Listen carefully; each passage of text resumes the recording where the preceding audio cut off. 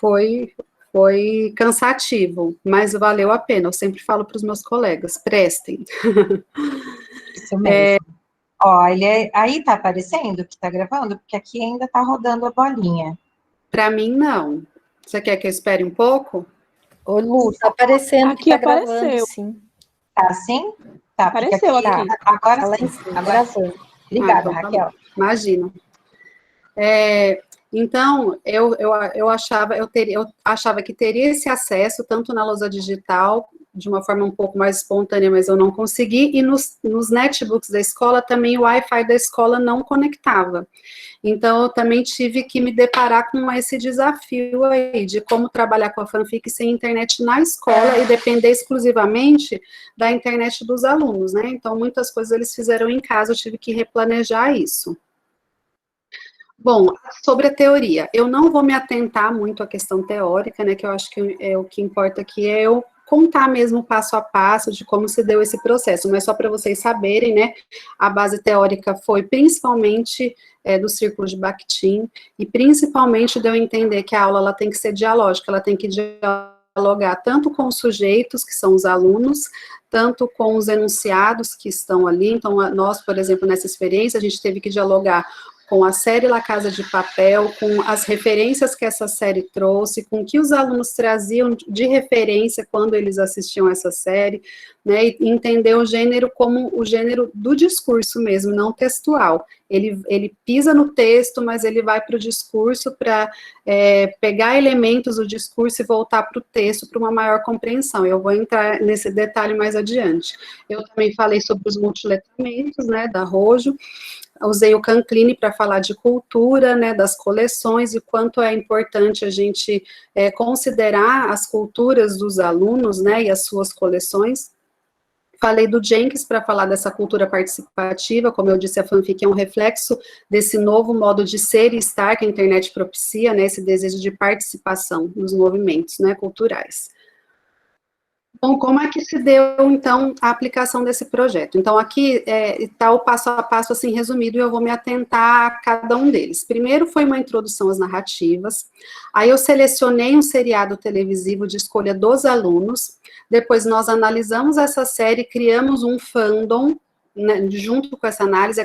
Fandom na tradução é o reino dos fãs. Então quando alguém é fã de algo, ele não quer só fruir, ele quer participar, ele quer saber tudo que se relaciona a esse objeto cultural.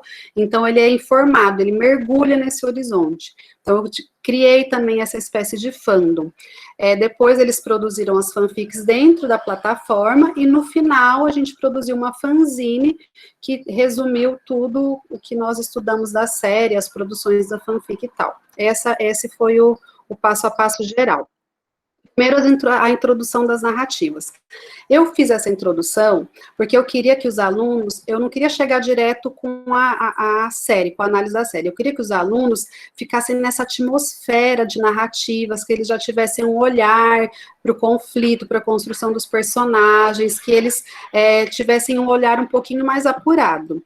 Além disso, lógico, ampliar o repertório dos alunos, né, nessa tipologia. E também, né, eu estava esperando a comissão de ética da universidade aprovar o meu projeto. E eu queria só começar quando tivesse tudo assinado, porque a série escolhida para os alunos, aqui no meu slide eu coloquei a escolha da série logo aqui embaixo, depois desse slide, mas eu já tinha feito a escolha. E os alunos escolheram uma série para maior, para 16 anos, os meus alunos têm 14. E eu fiquei com esse receio, né, de começar o projeto antes da aprovação e eu ter problema com isso. Então, eu esperei tudo ficar bem documentado, os pais autorizarem para eu iniciar o trabalho com a série, que foi La Casa de Papel. Assim, e esse trabalho, no final das contas, que acabou sendo mais longo do que eu planejei, essa introdução às narrativas, foi muito importante, porque os alunos, eles estavam muito envolvidos com as narrativas. Então, por exemplo, eu trabalhei com várias músicas, vários poemas, clipes, contos, romances, longa-metragens, mas é só para dar um exemplo aqui para vocês.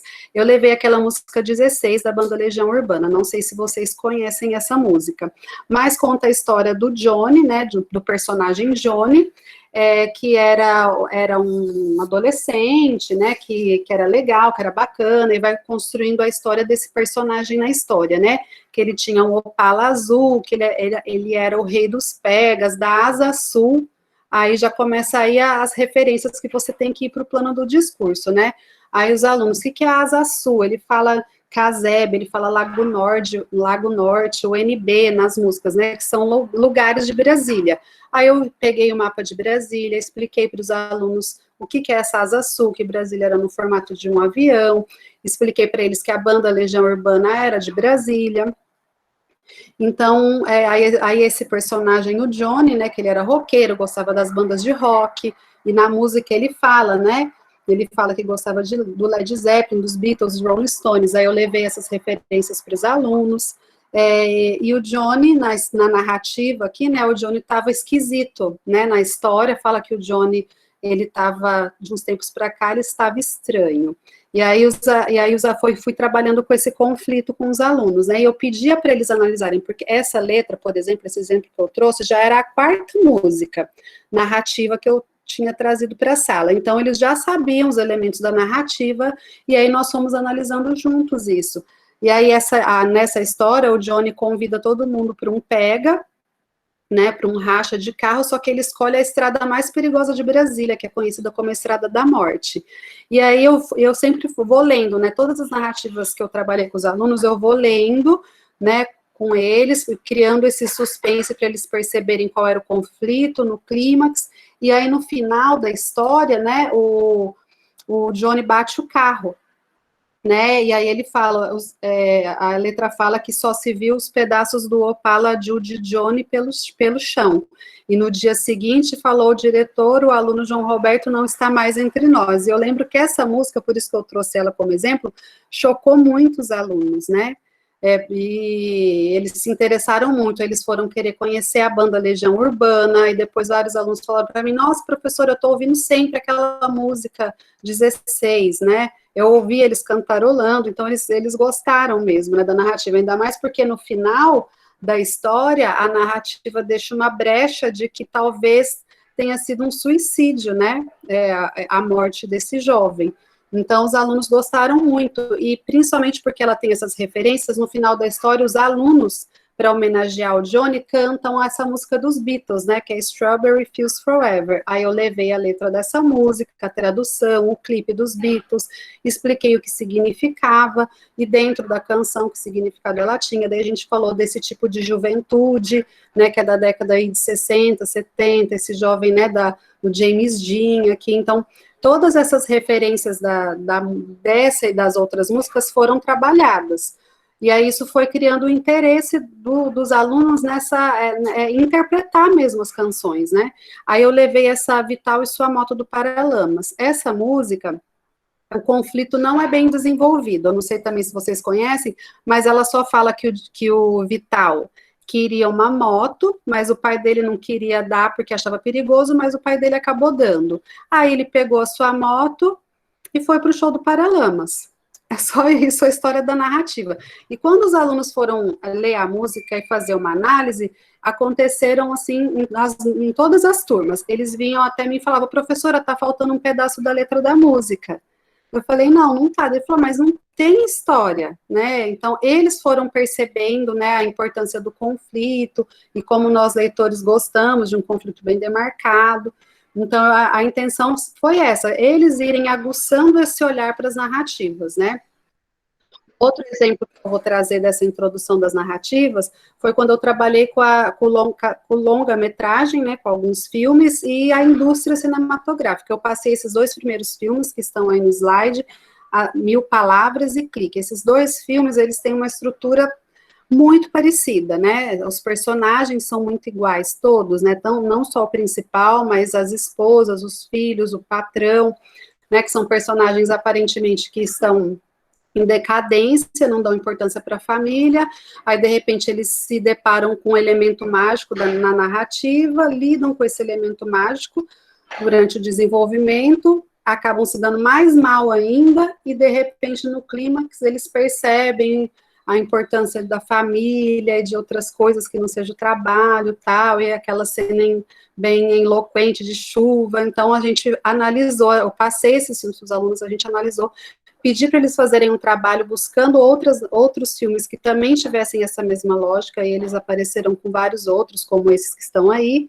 e no final ainda passei esse Filhos do Paraíso, que é um filme que foge totalmente a essa lógica, para eles terem essas referências, né?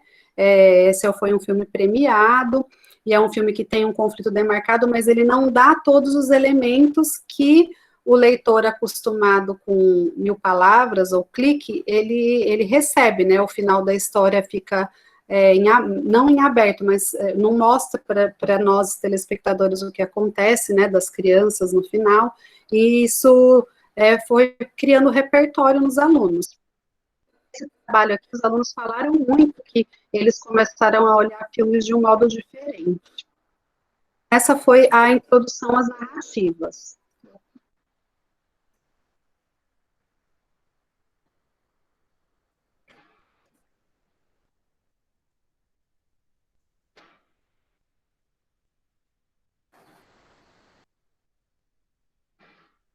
E aqui foi a escolha do seriado. Eu escolhi o seriado, como eu disse, antes dessa introdução, né? Mas eu fiquei preparando esse terreno antes de começar.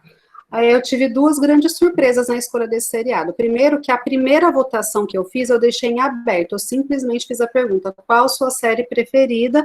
E eu achava que apareceria uma mais votada, uma preferida da maioria, uma que todos assistissem, e foi uma doce ilusão. A primeira votação, participaram uns 97 alunos que votaram, né, que responderam essa pesquisa, e apareceram 34 séries diferentes, com menos de 100 alunos. E a mais votada teve só 7 votos. Então, assim, eu nunca ia conseguir achar uma série, né, que tivesse mais fãs, né, desse jeito. Então, tive que afunilar a pesquisa. Isso foi em 2017 ainda, quando eles estavam no 8º ano, quando eu estava no 1º ano do mestrado, né. Aí, agora, que eles já eram nono, nessa fase, o que eu fiz? Eu peguei as 2 séries mais votadas nessa primeira pesquisa, que na época tinha sido The Flash e Walking Dead, e perguntei para todas as turmas quais eram as novas séries que eles estavam assistindo, já entendendo que seriado sempre tem aquelas séries do momento. E as 2 que apareceram foram La Casa de Papel e Stranger Things. E aí eu coloquei essas para votação. Um segundo susto foi que dessas 4 séries, só The Flash era para a idade deles. La Casa de Papel, Stranger Things e Walking Dead eram para 16 anos e os meus alunos tinham 14. Isso me deu um receio, né, até falei com a Luciane na época, falei, Lu, vamos, né, o que a gente faz? Daí ela falou, não, usa a série que eles escolheram, porque eles não só escolheram, eles assistem, porque para ser fã da série, você tem que estar assistindo, e a maioria deles assistiam as séries, né, a maioria, não 100%, mas a maioria deles. E como vocês podem ver aqui pelo gráfico, ficou muito equilibrada a escolha da série preferida. La Casa de Papel ganhou com 32%, mas eu tinha quase 70% de alunos que não tinham essa série como preferida.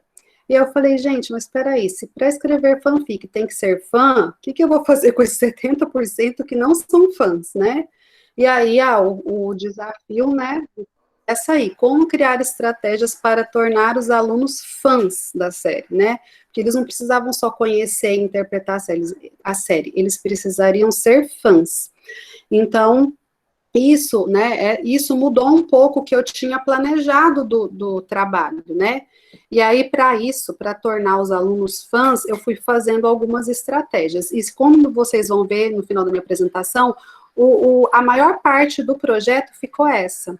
Ficou a análise e a leitura da série, a criação desse fandom, né, que é esse mundo dos fãs, para que depois os alunos tivessem instrumentos suficientes, uma leitura aprofundada da série para escrever a fanfic. E esse foi a parte também do projeto que os alunos mais gostaram, porque depois eu fiz uma autoavaliação e foi o que mais ficou para eles, foi esse trabalho mesmo com a série. Então, a primeira coisa que eu fiz foi passar na íntegra os 6 primeiros episódios, porque eu tinha que fazer com que aqueles alunos que nunca tivessem assistido, que eram poucos, ou aqueles alunos que não eram fãs, tentassem se apropriar da narrativa. E eu fui fazendo algumas atividades conforme eu fui passando os episódios. Um deles foi esse da primeira foto, em que eu colei a foto dos personagens e essa série, né, eu espero que vocês tenham assistido, talvez eu dê algum spoiler aqui. Eu coloquei as fotos dos personagens e distribuí para os alunos várias características, né, vários adjetivos, e aí eles se reuniram em grupo e eles tinham que escolher para qual personagem eles dariam aqueles adjetivos e na frente da sala explicar o seu motivo, e quem estava assistindo poderia contestar, falar, não acho que essa característica seja do fulano, é melhor ser do ciclano por causa de usar elementos da narrativa, né, do enredo, não, porque ele fez isso, ele falou aquilo, e aí isso os alunos foram se aprofundando na construção dos personagens e tal. E ao mesmo tempo, eu fui fazendo painel de tudo que a gente analisava da série. Aí, por exemplo, tem um painel que eu fiz do lado de fora da sala, né, lá nessa escola sala ambiente, então eu tinha uma sala de língua portuguesa, então eu fiz um painel com algumas referências da série. O Salvador Dalí, né, que é a máscara que os assaltantes usam, a música Bella Ciao, que é o tema da série, né, que é cantada em vários momentos, colei uma resenha, uma matéria que falava sobre os personagens, e essa matéria, ela deixava aquela pergunta para os leitores, né, e você, qual o seu personagem preferido?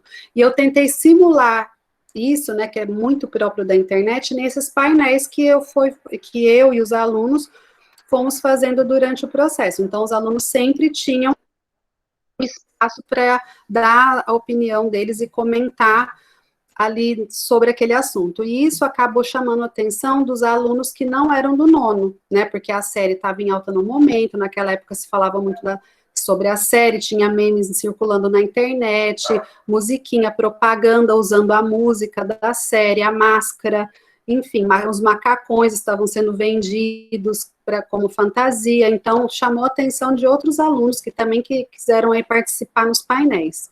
Então isso foi uma coisa que ajudou muito a criar essa atmosfera de fandom, porque eles estavam o tempo inteiro em contato com a série, né? Eles saíam da sala de língua portuguesa, mas estavam no corredor, eles iam para o intervalo, estava lá o painel. Então eles foram vivenciando isso, né? Aí, como que eu fiz aqui? Uma organização geral. Então, eu passei os 6 primeiros episódios. Aí, os demais episódios da primeira temporada, eu fui intercalando. Eu passava na sala, pedia para eles assistirem em casa. Passava na sala, pedia para eles assistirem em casa. Eu tive um problema só com um aluno que não tinha como assistir em casa, porque está na internet, na Netflix, né? E aí, para esse aluno, eu emprestava o meu DVD, que eu comprei lá piratão, e emprestava para o aluno assistir em casa. Só esse foi o único.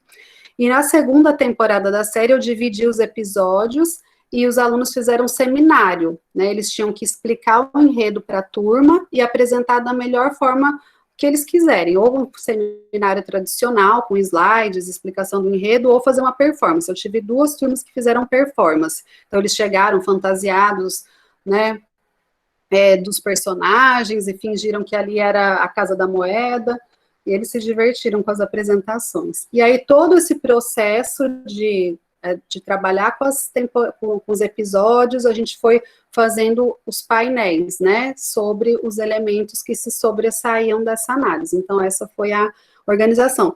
E aí, né, nesse momento, eu fiquei feliz de ser uma série curta, de 2 temporadas. Se fosse uma série mais longa, por exemplo, a Walking Dead, que os alunos também votaram ali, ganhou com 22%, eu teria que ter outra estratégia, porque é uma série com 9 temporadas, eu acho, né, uma série bem longa. Então, essa foi a estratégia que eu usei com essa série. O que foi, então, esse trabalho de análise? Só um detalhe importante, esse slide que vocês estão vendo, tirando os dizeres aí, plano discursivo e plano linguístico, foi um grupo de alunos que fez esse slide tão bonito e que eu também peguei para usar nas minhas apresentações, que foi de um dos seminários, né, deles. Então, como que eu vi a série, né? Então, eu entendi a série como um gênero discursivo. Por quê? Porque a primeira coisa, a gente partia do texto, né? O que o texto me dava? E para entender melhor o que o texto me dava, eu ia para o discurso. Então, por exemplo, o que o texto me dava? Eu coloquei aqui alguns elementos, nós analisamos mais do que esses, mas só para vocês terem uma ideia. o plano linguístico, né? O que a série trazia textualmente para a gente? A cor vermelha, não só nos macacões usados pelos personagens, mas vários elementos da série apresentavam essa cor, o título da série, a almofada, o telefone usado pelo professor, o carro que ele usou, isso era um elemento. A canção Bella Ciao, cantada em vários momentos pelos personagens. A justificativa para o roubo, dada pelo personagem professor. O machismo sofrido pela personagem Raquel. A máscara do Salvador Dalí, usada pelos assaltantes. As marcas temporais dos episódios, né? Que todo episódio aparecia lá. Tantas horas do assalto, o dia tal hora. Então, o tempo era algo bem marcado e importante para a narrativa. Isso é o que o texto me deu. Por exemplo, né, a canção Bella Ciao. A canção era cantada em vários momentos pelos personagens. Aí a gente tem que ir para o plano linguístico. Que canção é essa? Qual que é a tradução dessa canção, a história dessa canção?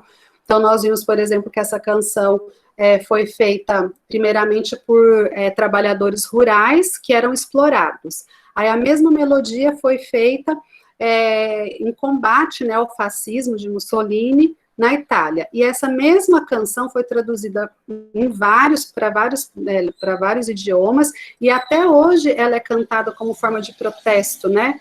Inclusive, eu até levei para os alunos algumas notícias que em 2018, com a crise, né, europeia, e principalmente na Espanha, os jovens acamparam na Praça do Sol, em Madrid, para protestar, né, contra o governo, e aí eles cantaram essa canção, né, Bella Ciao, em forma de protesto. Então, até hoje, essa canção, ela ainda tem esse símbolo. Como a gente tem aqui os nossos, daí eu levei as nossas canções também de protesto que nós temos, né, essas canções de resistência, Cálice, Apesar de Você, para não dizer que não falei das flores. Levei essa canção, né, e aí a gente acabou falando da ditadura militar, né, a gente acabou falando do nazismo, daí eu falei das referências de livros dessa época, de filmes, e a gente foi aprofundando, né, tudo isso, né, e o que significa, então, essa canção, né, qual todo esse significado que essa canção carrega. Aí depois é a nossa hora de voltar para o texto, né, voltar para o linguístico. E por que essa canção foi usada na série, né? Depois que você foi para o discurso e recolheu toda essa informação, e agora, né, você com tudo isso, o que essa canção significa dentro desse enunciado? E assim a gente fez também, por exemplo, aqui, né? A paleta de cores de filmes famosos, né? Então, eu falei para eles que os filmes usam uma paleta de cores, expliquei algumas dessas referências que estão aí na tela para eles. E a série, a nossa série, né, ela tem essa paleta, né, essa cor vermelha é muito significativa em vários elementos usados, né, e aí, o que essa cor significa, né, a gente foi dos significados desde dos clichês, né, até os políticos, né, e a gente falou sobre a Revolução Francesa, né, de quando essa bandeira vermelha se tornou símbolo da resistência, como os partidos políticos do mundo inteiro acabaram usando essa cor, né, em suas bandeiras, e o que daí, tudo isso, a gente estudou tudo isso, até mesmo quando essa cor na simbologia religiosa, né, algumas curiosidades dessa cor, a gente falou bastante sobre isso também virou um painel, né, tudo isso que eu falo do discurso viraram painéis nos corredores da escola. E aí, com essa informação, a gente volta. Por que essa cor foi tão usada nessa série? Que significado tem isso? E isso foi acontecendo conforme a análise foi acontecendo. Outra questão, a justificativa para o roubo, né? O professor, ele justifica o roubo nos episódios finais da segunda temporada, falando que o banco, né, o Banco Central Europeu, ele fazia bilhões em todas as crises para recuperar bancos e grandes empresários, né? E aí ele deu esses números, né, para Raquel, para a personagem que era policial, e ele tentava convencê-la, né, de que ele não era o lado mal da história, e aí ele usa essa justificativa na narrativa. E aí ele fala, então eu sou o vilão, né, e o banco nunca foi acusado de ladrão, ele faz dinheiro para os bancos e deixa o resto da população sem nada, e eu sou mal, né, então ele joga isso, né, para a personagem Raquel, e a gente debateu isso, né, então a motivação para o roubo, até o professor mesmo diz, né, o dinheiro é só papel, né, então ele parece que ele queria criticar o sistema financeiro da Espanha, ele queria contestar esses valores, né? Então, ele quis questionar quem são os verdadeiros vilões dessa história, né? Os bancos, nós, né, a mídia. E aqui, nessa hora, eu quis falar um pouquinho para os alunos sobre desigualdade social, né? Explicar esses dizeres do professor, que ele quis dizer aí. E aqui até tem alguns links de vídeos, mas eu nem vou abrir para vocês, só vou contar, né? Eu mostrei muito sobre países que têm muito problema com pobreza, então eu levei aqui uns vídeos, assim, pesadinhos mesmo para os alunos. Então, países que crianças morrem de fome, países em guerra, sobre os refugiados, aquelas pessoas que morrem abandonadas, jogadas ao mar. E aí mostrei para eles um pequeno documentário que mostra a divisão da riqueza no mundo, né? Que 94% da riqueza está na mão de 300 pessoas. E aí eu ainda contando para eles que o Neymar não é uma dessas 300 pessoas, o Neymar está dividindo com a gente os 6% ali, né? Então, para eles entenderem, né, quando a gente... que é uma desigualdade social e o que estava por trás da fala desse personagem. E aí, né, foi uma aula bem silenciosa, porque os alunos ficaram meio espantados mesmo com esses dados e de ir percebendo essas coisas, né? E aí eu levei para eles também coisas reais, que, por exemplo, a Europa, ela estava em crise em 2012, tentem contextualizar isso, né? A greve geral no Brasil, protestos em 2013, impeachment. Gente, essas imagens aqui, elas hoje têm outros significados, né? Em 2018, não são os mesmos que tem hoje, apesar que faz tão pouco tempo, mas a gente sabe que elas carregaram outros significados, né, de lá para cá. Mas eu falei sobre a questão da reforma trabalhista, que estava ali na época, né, essa tentativa de flexibilizar o horário do trabalhador, né, de cortar os salários, né, e pensando nessa divisão da riqueza, né, por isso que isso vai gerando revoltas na população. Então, eu quis contextualizar essa ideia, né. E aí, resumir aqui esse tema, né, esse tema resistência na série, então eu peguei, aqui nesse círculo vermelho, tem o que está no plano textual, né, a canção Bela Tchau, a cor vermelha, a motivação para o roubo, a marcação temporal. E aí, o que eu usei do discurso? A legislação do tempo do trabalhador, o protesto da Praça do Sol, a desigualdade, a cor vermelha, a Revolução Francesa. Até o protesto de Praia Grande eu usei, porque foi numa época que os professores de Praia Grande estavam também manifestando por conta de uma mudança da lei, né, da lei do plano de carreira do professor. Inclusive, eu tive aluno que participou da votação da Câmara, apareceu lá, tive essa feliz surpresa. Então, eu usei, todas esse discurso, toda essa referência ajudou o aluno a entender a série, né. Aqui, gente, eu nem consigo me atentar a tudo que nós fizemos dessa forma, né? Mas, só para vocês terem uma ideia, né? Então, por exemplo, o Salvador Dalí foi a mesma coisa. O plano linguístico estava lá, a máscara, e nós sabemos que é do Salvador Dalí. Discursivo, quem é essa pessoa? Quem é esse pintor? O que é o surrealismo? Então, levei várias imagens desse pintor para os alunos. Fomos estudar o surrealismo.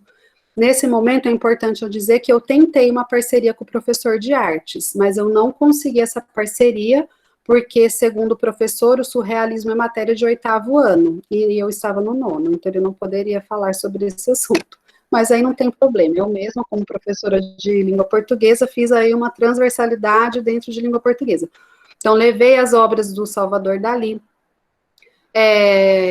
nós fomos entender, né, principalmente essa obra, né, Persistência da Memória, que a gente conseguiu fazer uma relação com a série, né, já que o tempo dentro da narrativa era tão importante para os personagens, porque o que mais os personagens queriam na narrativa era roubar o tempo, né, por isso que ele era tão demarcado na tela, nos episódios, né, porque tudo que eles elaboraram no plano era para atrasar a polícia, despistar a polícia, enganar, ganhar tempo, porque tempo é dinheiro, né, já diz a sabedoria popular, e eles precisavam de tempo para imprimir a fortuna deles, né, o dinheiro deles.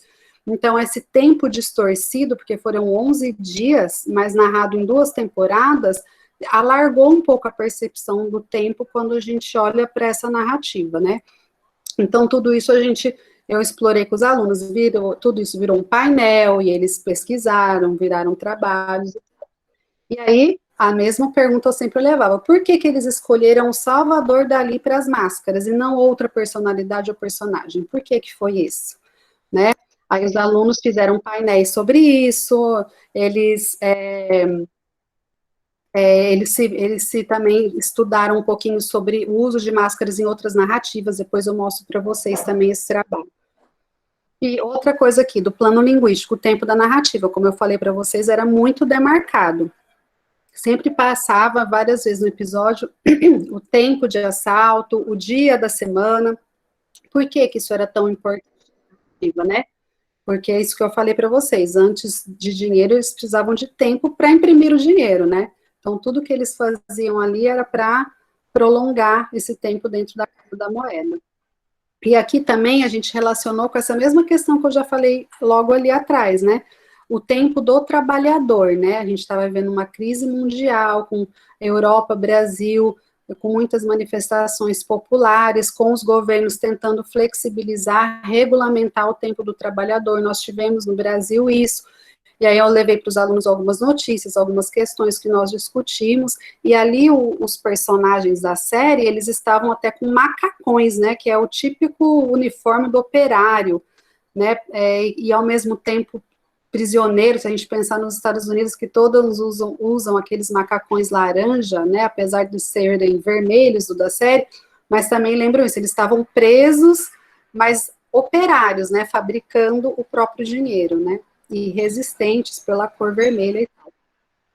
Então, aí a gente fez essa relação, né, casa da moeda, mas é casa de papel, porque para o professor, principalmente, que é o personagem que elaborou o plano, o dinheiro em si era só papel, né, o que ele queria era essa simbologia, né, de roubar o tempo, né, de enganar o sistema, que essas perguntas sempre eram feitas. Então, por que o tempo era tão importante? Que relação que existe entre o tempo e a resistência, o Salvador Dalí, a resistência, a cor vermelha, o Salvador Dalí, tudo isso, que relações existem em tudo isso que a série traz, né? E tudo isso ajudou os alunos às interpretações, né? Aqui, por exemplo, foi um trabalho que eles fizeram com as máscaras, né? Como a máscara é importante para a cultura, que ora revela, ora esconde. Que outros filmes, filmes famosos também usaram esse recurso, então eles fizeram essa pesquisa também. Aqui são alguns dos painéis sobre resistência. Para esse trabalho da resistência, eu consegui uma parceria maravilhosa com o professor de história, que foi parceirão, assim, que trabalhou com movimentos de resistência na história, que deu aulas para os alunos, a gente fez alguns trabalhos juntos, e no final do ano foi o tema que os alunos escolheram, né, não fomos nós, eles que escolheram, para fazer a feira cultural, né, da escola. Eles usaram o tema resistência, né, e fizeram umas performances sobre esse assunto. Esse trabalho foi interessante. Eles, conforme a narrativa foi passando, a gente percebe que os apelidos dos personagens, né, que são nomes de cidades, eles não são aleatórios, né, existe uma relação entre as características do personagem e a cidade. O Rio, ele tem alguma relação com a cidade do Rio de Janeiro, né, então eu pedi para os alunos fazerem esse trabalho, então eles fizeram como se fosse um trabalho de detetive, né, com essas linhas, ligando o personagem, que nem o Rio mesmo aqui, ligado ao Brasil, e a descrição do personagem com a cidade. Aí eu até fiquei orgulhosa que a Luciane falou que fez esse trabalho com os alunos dela da graduação, que ficou bem legal. Os meus alunos, eles gostaram bastante também desse trabalho, gerou bastante discussão entre eles. E aqui, de novo, a gente falou sobre síndrome de Estocolmo, e a maioria dos painéis tinham esse espaço aqui, tinha esse espaço para que os alunos pudessem comentar, né? A Mônica é uma personagem que se apaixonou por um dos ladrões. Aí a grande questão era, ela sofre síndrome de Estocolmo ou é amor verdadeiro? E aí os alunos comentavam nos painéis. Aqui são alguns dos painéis, né? Aqui eu até devia ter tirado um print dessa parte aqui do texto, porque aqui eles falaram sobre a Casa de Papel, sobre a resistência, movimentos de resistência, músicas que representam esses movimentos, e no cantinho, aqui à direita do painel, eles perguntaram assim, e hoje é preciso resistir a quê? E aí surgiram algumas respostas interessantes aqui dos alunos. Que são algumas fotos de painéis. Aí, depois de todo esse trabalho, que foi o mais longo, aí chegamos nas fanfics. E o que assim eu notei? Que é muito importante os alunos terem essa interpretação bem aprofundada do enunciado para poder ter instrumentos para escrever as suas fanfics, né? E aí, como que foi aqui o passo a passo? Primeiro, eles se inscreveram no site, né, Split Fanfiction. Isso parece ser simples, mas não foi. Eu tive alunos que não conseguiram se inscrever sozinhos, eles precisaram de ajuda, e aí nisso, assim, como eu comecei o projeto com as minhas 4 turmas de 9º ano, só que 2 delas foram ficando um pouco para trás, que a gente sabe, como as turmas são heterogêneas, elas têm desenvolvimento e envolvimento diferente umas das outras. Para a escrita da dissertação, eu acabei usando só 2 dessas turmas, né, que as que estavam mais adiantadas. E eu tinha alunos que tinham muita facilidade no grupo e outros alunos que não sabiam nem abrir um e-mail. E aí eu tive que fazer parcerias, né? Então, a esses alunos faziam tutoriais, tirando print da tela e compartilhando nos grupos de WhatsApp, ensinando como que se inscrevia na plataforma.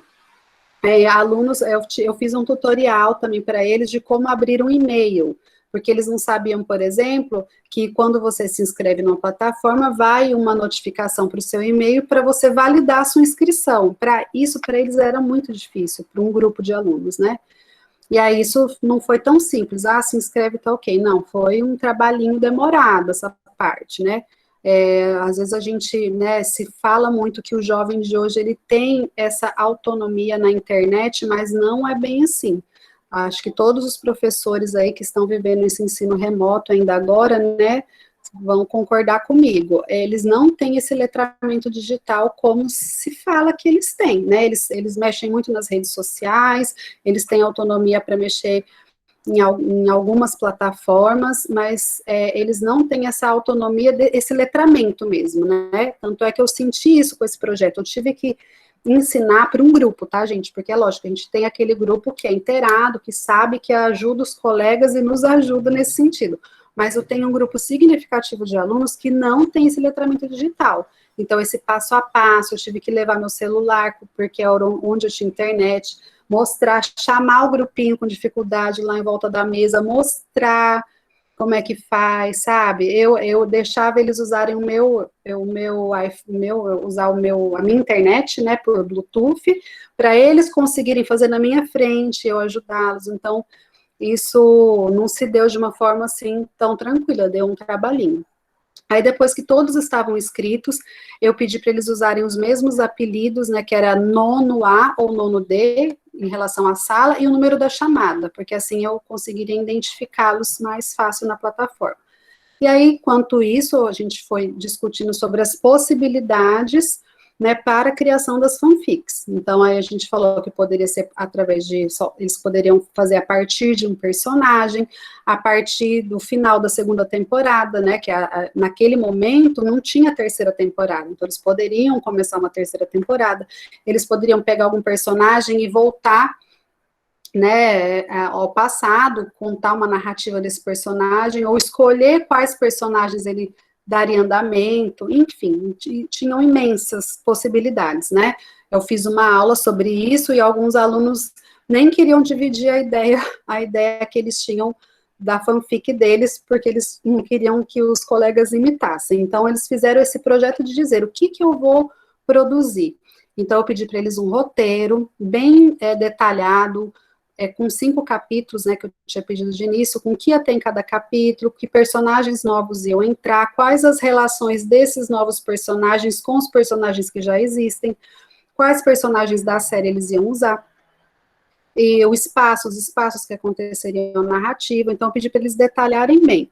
Até pedi para alguns usarem imagens, se possível, né, porque para ajudá-los na hora da escrita. E eles fizeram esse roteiro no caderno, expliquei que ele poderia ser alterado conforme a narrativa deles fossem desenvolvidas, mas é para eles terem uma noção, né, do que eles queriam, onde eles queriam chegar com a narrativa deles.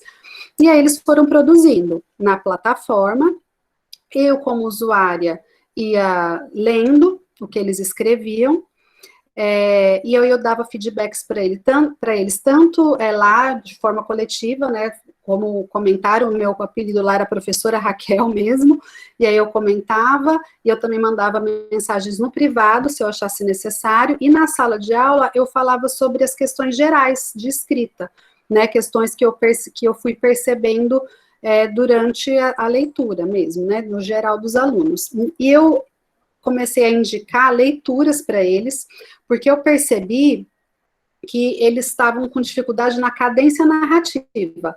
Como a fanfic é uma narrativa longa, né, uma espécie de novela com capítulos, então eles estavam se narrando tudo muito rápido.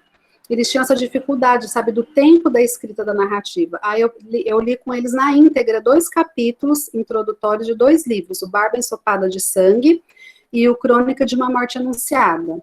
Aí eu li para eles explicando, por exemplo, nesse Barba Ensopada de Sangue, do Daniel Galera, né, um escritor contemporâneo, eu li as primeiras 20 linhas do texto do Daniel Galera, se passam em 2 segundos. Então, que é o que o personagem, ele bate o olho no pai, e nesse olho 2 segundos, 1 segundo, ele descreve o que ele vê. Isso que eu queria que os alunos sentissem, né? É que a narrativa, a escrita, ela demanda essa lentidão. E os alunos, eles tiveram ótimas percepções. Aí uma aluna falou para mim, professora, ontem eu fiquei lendo do meio-dia às 4 horas da tarde e eu só escrevi 2 parágrafos. Porque a narrativa dela, e essa é bacana o viés que essa aluna usou, a fanfic dela era aqui. Os gregos, um grupo de gregos, queria pegar a Vênus de Milo, que é uma obra grega, que estava no Museu do Louvre. E esse grupo achava injusto essa obra estar em Paris. Então, eles iam assaltar o Museu do Louvre para pegar a Vênus de Milo de volta. E aí, essa aqui seria o mote da fanfic. E a aluna teve que ler sobre o museu, né, ver imagens para saber onde que estava a Vênus de Milo, como seria a descrição de toda a produção dela. Então, ela ficou a tarde inteira lendo sobre o museu, para escrever 2 parágrafos. Então, eles conseguiram ter essa percepção, que eu acho que foi um ganho bacana. E aí eu comecei a indicar leituras específicas, de acordo com as fanfics dos alunos. Por exemplo, eu tive um aluno que fez a fanfic em forma de diário. Então, olha só, ele fez o gênero híbrido, né? Era uma fanfic, mas era em forma de diário. Que era o personagem professor, na infância, e ele era um aluno doente, que era internado, e para justificar esse personagem ser tão introspectivo, né, retraído, introspectivo, então é porque ele foi uma criança doente. Então era o diário do professor criança. E aí, para esse aluno, para ele ter mais domínio do diário, eu emprestei para ele a Trégua, do Mário Benedetti, que é em forma de diário, para que ele tivesse essa experiência, né, essa bagagem literária. E todos os livros, em alguns livros, né, que eu emprestei para os alunos, as mães também liam, né, eu tinha umas mães bem participativas, então eu acabava dialogando até com as mães sobre esses livros, né. E aí depois que eles foram, então, lendo, escrevendo, e as aulas foram acontecendo assim, aí eu fiz uma avaliação individual e horizontal, que eu vou explicar como é que foi, e a leitura compartilhada de algumas fanfics e reescrita. Isso que foi o geral da escrita da fanfic. Aqui eu tirei esses prints de telas para vocês verem como que aparece na plataforma, né? Que nem aqui são os 3 capítulos de uma aluna. Aparece a data e a hora que ela publicou, o número de comentários, o número de visualizações e o número de palavras. E aqui embaixo aparece que você pode colocar na sua lista de favoritos, na sua lista de leitura e seguir o usuário. Então, isso foi muito importante para o projeto, porque eu conseguia saber e ver tudo que os alunos faziam, e eles também podiam seguir uns aos outros e comentar uns aos outros. E uma coisa que aconteceu é que eu via que eles ficavam muito felizes quando os capítulos tinham novas visualizações. Né, que nem esse daqui que eu estou mostrando, né, de uma aluna que fez uma fanfic muito boa, inclusive eu recomendo a leitura dessa fanfic, e eu juro, gente, está melhor que a 3ª temporada da Netflix. Não estou, se vocês lerem, vocês vão concordar comigo. Então, aqui mostra o número de visualizações, e é uma coisa que eu via que eles ficavam vaidosos com isso, né? Nossa, eu tive mais de 100 visualizações, né? Então, isso foi bacana. Por exemplo, são comentários. E aí é por isso que também eles realmente viveram a produção da fanfic, porque eles receberam comentários de fora da plataforma. Esses usuários aqui não são meus alunos. E tinha muito comentário assim, que é típico da fanfic, continua, quero ver o próximo capítulo. Então, quando eles recebiam fãs, né, eles eram escritores ali, com fãs de fora da sala, do nosso ambiente ali da escola, eles ficavam muito felizes. É aqui a avaliação horizontal, que eu falei para vocês, a autoavaliação e a avaliação horizontal. Então, aqui, mas é só para vocês entenderem o que eu fiz.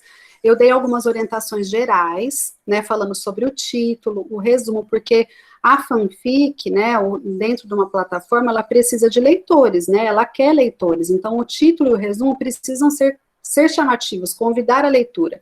Então, eu pedi para eles reverem isso, o número de palavras, eu coloquei metas, e isso eu fiz durante o processo. Gente, uma meta, todo mundo com mínimo de 400 palavras, ou gente, uma meta, vocês vão ter que aumentar 100 palavras, né, porque alguns escreviam textos muito pequenos. Comentários, né, eu fiz em forma de amigo secreto. Então, eu pegava os números dos alunos do saquinho, e cada um tinha que pegar um que hoje eu vou comentar no texto do fulano, né, porque alguns alunos que não tinham comentários estavam ficando meio chateados, então eu fiz dessa forma para que todos recebessem comentários. E aí, aqui, eu estabeleci alguns critérios, todos esses critérios conversados com os alunos, explicado.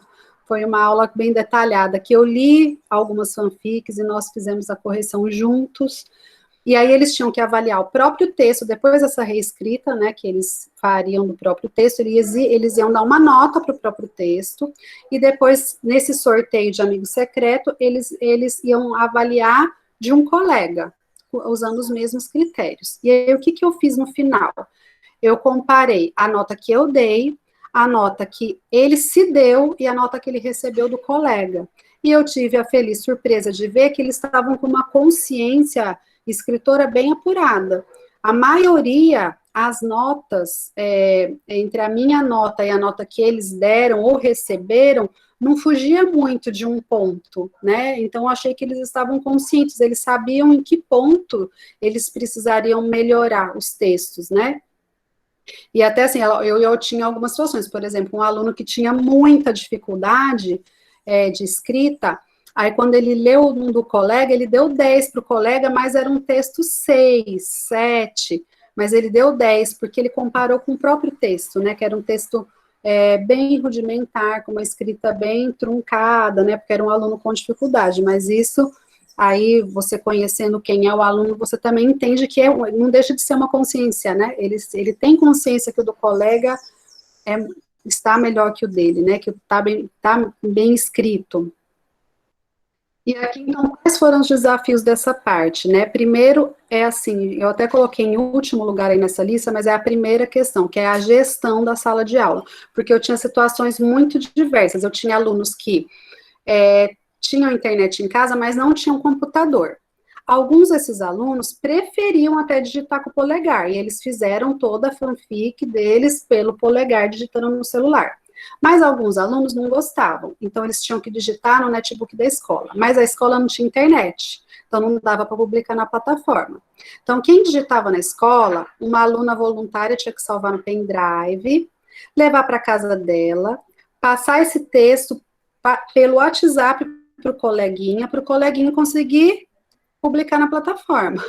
Então, essa logística de organizar isso foi o mais difícil, né? Porque eu tinha que saber exatamente como que estava cada aluno e o que eu tinha que fazer para que ele conseguisse fazer, né? Então, aí o que acontece? Esses alunos que usavam a aula para digitar os textos no netbook, eles faziam isso na sala, e em casa eles liam a obra que os alunos estavam lendo, a obra literária. E os demais ficavam lendo na sala, também tirando as suas dúvidas comigo, e em casa faziam a escrita da fanfic.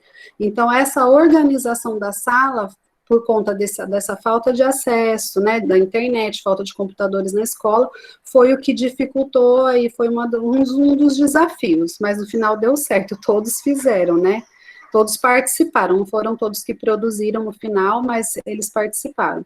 E os alunos sem acesso à internet, desses alunos, eu tive 6 alunos de 55 que participaram, 6 não tinham acesso à internet em casa. Então, essas interações dentro da plataforma ficou complicada para eles, porque eles não podiam em casa ler os textos dos colegas, ver as curtidas, os comentários dos seus textos.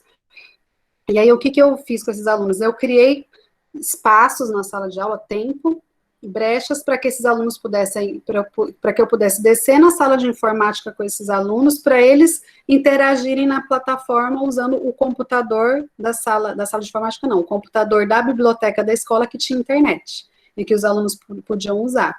Então, eu fui criando esses espaços para eles poderem fazer isso. Eram 6, mas no final caiu para 3, porque os outros 3 iam ia numa lan house e outros 2 na casa de parentes para fazer isso. Então, essa falta de internet, de acesso, realmente é um desafio para quando a gente quer trabalhar com os gêneros digitais, né? E um outro desafio, que isso é independente do gênero, é a heterogeneidade da competência escritora. E quando eu falo dessa heterogeneidade, não é aquela diferença natural e até prazerosa, gostosa que a gente tem em sala de aula. Eu estou falando, por exemplo, que eu tive uma aluna, por exemplo, que leu Dom Casmurro, porque quando eu fui explicar sobre o narrador, eu falei dessa história e ela queria uma escrita misteriosa, porque era o Berlim, que era o personagem dela, mas era o Berlim deprimido, porque ele tinha sido abandonado por todos lá na Casa da Moeda no final da história, e ele estava ressentido, então ele estava introspectivo, tal, ela queria uma narração interna, e aí quando eu falei desse livro, ela quis ler e ela leu, Dom Casmurro, no 9º ano. Então eu tinha esses alunos, e eu tinha aluno que, por exemplo, ele perguntou para mim, professora, como que o personagem fala?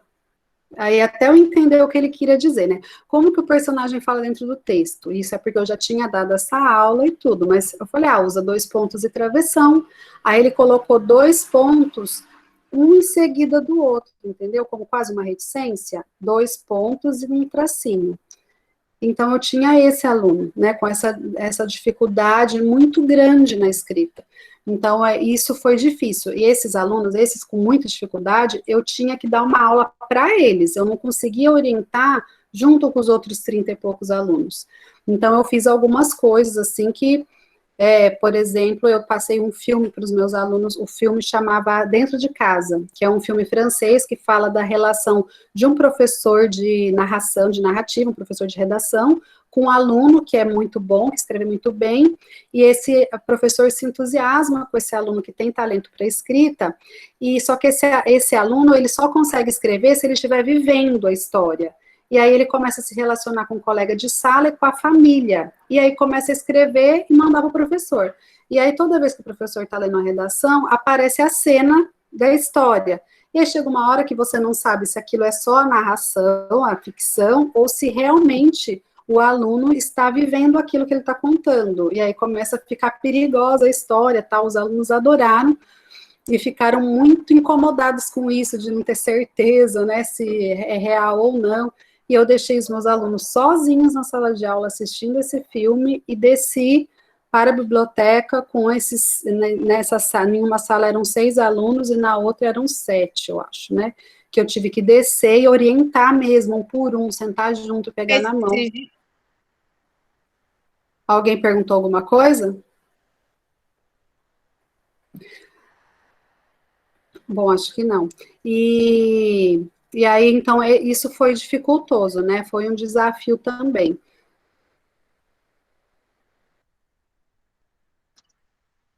E depois,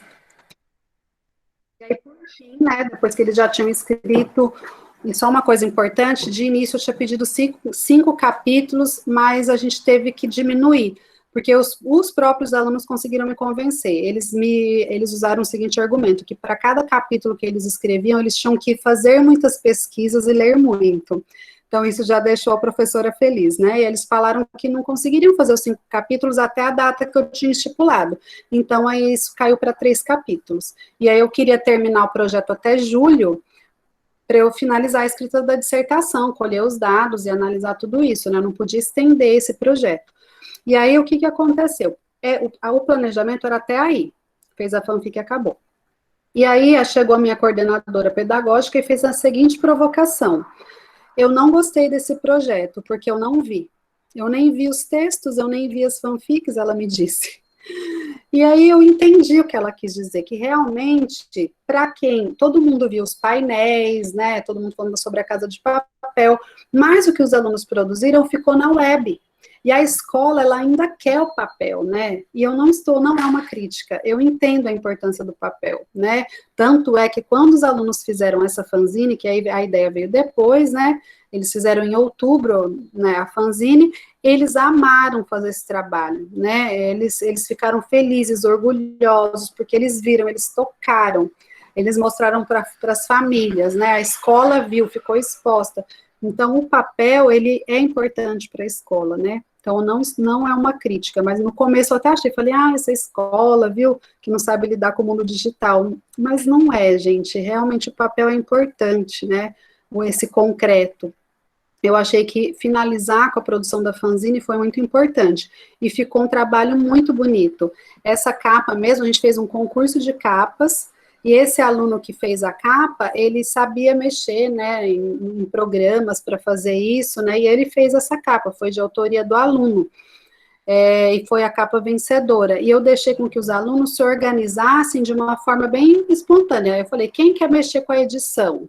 Aí alguns alunos se voluntariaram. Quem quer fazer reportagens sobre tudo que a gente estudou?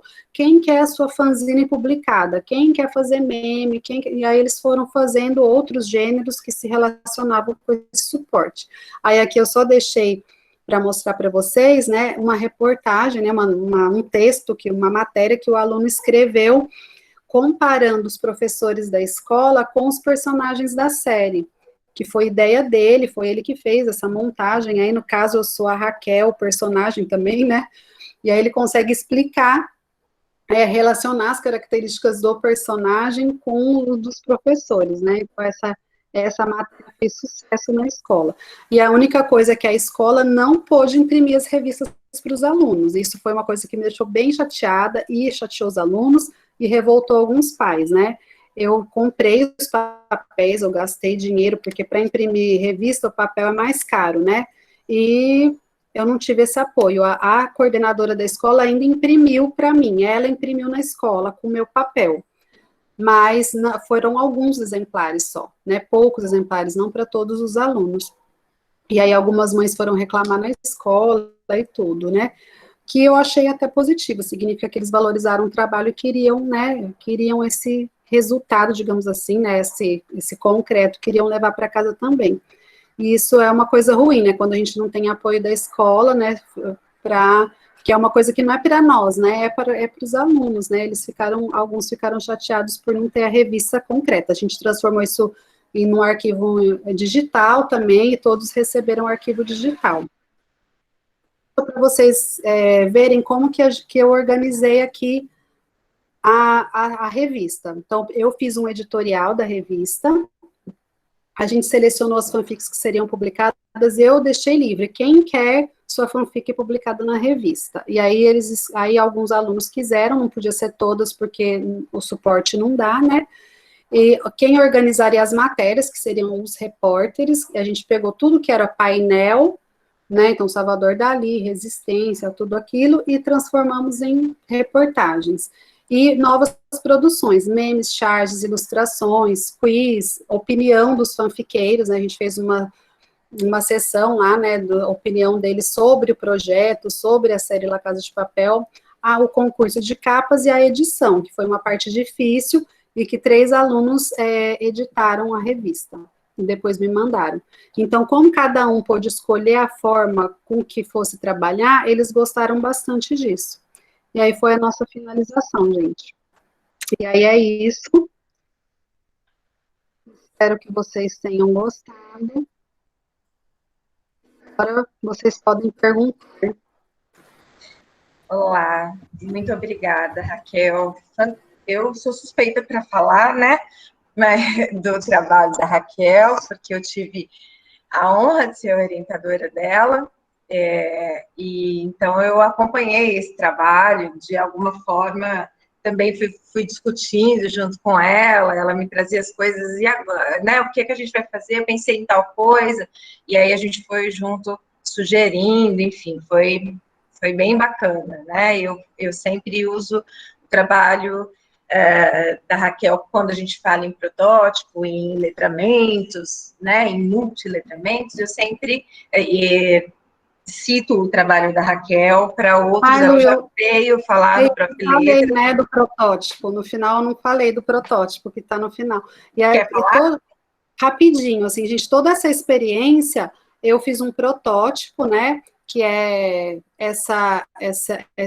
esse produto flexível, né, que como eu falei para vocês, como eu parti dessa série, eu usei essas estratégias. Outras séries terão que ser usadas outras estratégias, então não tem como seguir como uma sequência, né, mas serve de inspiração para quem quer trabalhar com gênero. No final da minha dissertação tem o protótipo, né, com esse passo a passo, entre aspas, né, do que eu fiz, né, o meu passo a passo, e com algumas orientações para os professores, então está disponível na dissertação.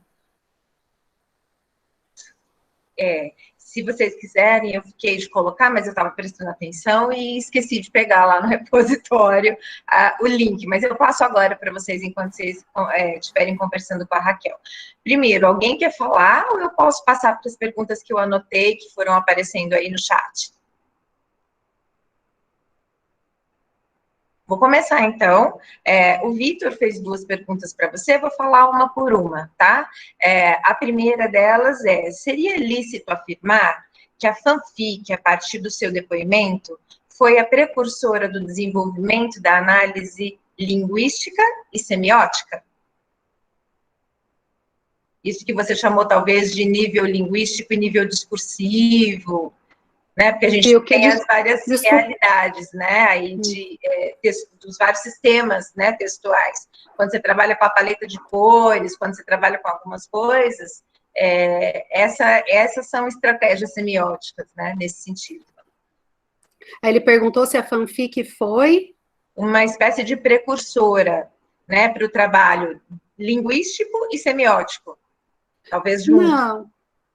Eu acho que não, acho que tanto é que eu fiz esse trabalho com outros gêneros, né?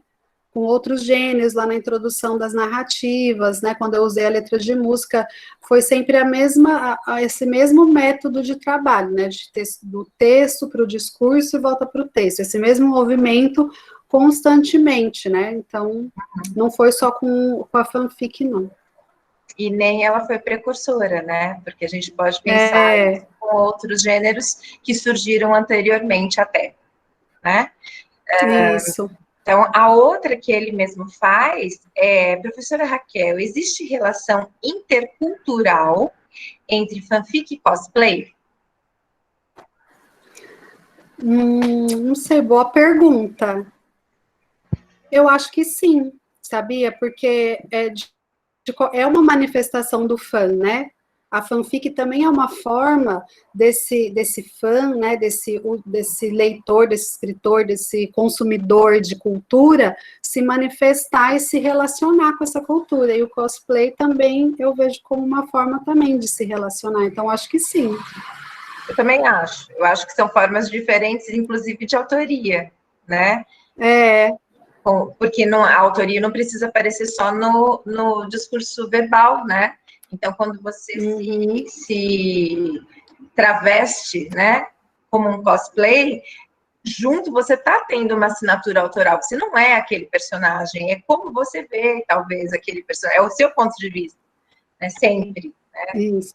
Então, eu concordo com você. Não sei o que o Vitor acha. E até... Vitor, pode falar também. Ele colocou obrigado pela resposta. Às vezes as pessoas são tímidas para falar assim, né? Não. Tá. E aí, a outra que está aqui, a próxima, é a da Tereza. Eu já vou, não sei, não acho que não deu para você acompanhar, porque você estava com a tela com o PowerPoint, né? A Tereza tinha feito 2 questões para você. A primeira que eu vou ler, e a segunda, ela tinha entendido que você tinha pensado essa proposta na escola particular, e aí ela queria saber como tinha sido a transposição. E aí eu mesma já disse que não, que você pensou na pública desde o começo, né? Isso, eu só conheci o gênero na particular. Tá. E aí, então, a pergunta que ela fez, que era a primeira, é assim: professora, fale um pouco mais acerca do gênero vida versus gênero morto, né? Citados no início da sua fala.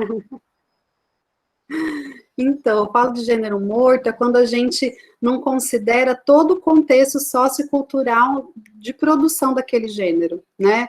Então, por isso que eu queria usar a fanfic viva nesse sentido, dentro de uma plataforma real, com usuários reais daquele gênero, né? Então, ali não precisariam participar da leitura e dos comentários só os meus alunos, pessoas de fora, né? Então, eu acho que isso é o gênero vivo. Ou então, por exemplo, quando eu até citei a carta, né? Porque é um gênero que aparece muito, ainda aparece muito para nós professores de língua portuguesa, carta, que é algo que não nem é mais usada, né? Os alunos mal sabem o que é uma carta, e é uma carta enviada para ninguém. Então, é nesse sentido que eu uso um gênero morto, né?